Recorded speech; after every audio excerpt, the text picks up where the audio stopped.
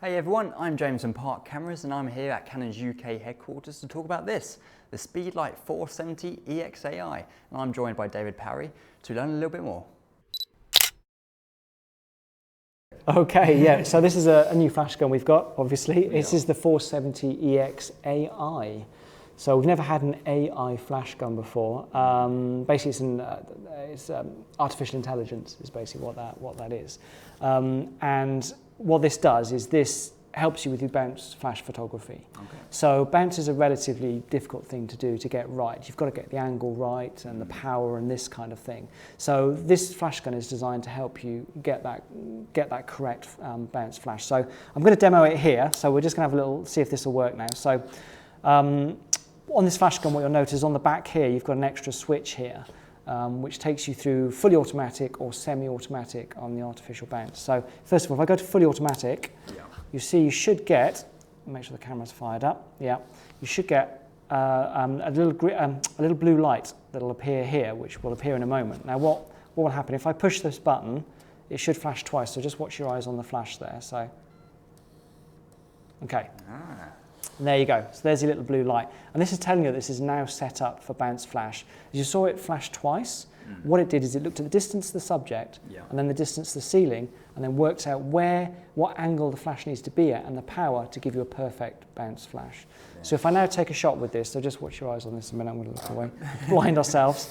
So that's taken a shot like that and that's given us a perfect bounce angle. Now what's interesting is if I now tilt the camera between a landscape orientation and portrait orientation, I'm going to do it this way so you see it. So this is alien to me, but if I tap the shutter button, if I tap the shutter button, it's automatically moved. I see. So that's what, just a half press? Quick. Yeah, so quick, I pressed a bit too hard because I'm holding this the wrong way for me. And then if I do it again, if I double click, it's gone back to that position. So it knows what the orientation is. Yeah. And there you go. That's smart. And that's the fully automatic mode. Now there is a semi-automatic mode. If I then switch this off, it automatically goes back down. If I go to the semi-automatic mode, what you can do is by pushing the button on the side here, I can actually set the bounce angle myself, like that, and it's now set. Yeah. Okay. And then once again, the same thing happens again. If I change the orientation of the camera, I'm just going to tilt it sort of that way. You see it's moved round. If I go back that way, there you go, it's moved back round again. So it's staying at that position that I asked it to be at. And that's the semi-automatic mode. And it's done on a motor, so if you accidentally knock it, it's fine, it'll just then go back to that position.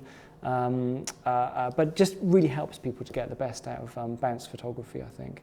I think if you're a wedding photographer or if you do corporate work, I think this could be really interesting to be able to sort of, let's do it that way, be able to sort of change your angle but still make sure the flash gun is pointing towards the ceiling. Yeah, and it's difficult to get the right angle because if you have it too far forward towards your subject, you can have a danger that you're going to get shadows behind them. But if you have it too far upwards, the bounce can be too far above yourself, and then end up with you getting shadows under the eyes and this kind of thing. So getting the right angle is actually quite difficult. But like I say, this takes it all out of the takes all the difficulty out of it. Yeah, more fun. Yeah, absolutely.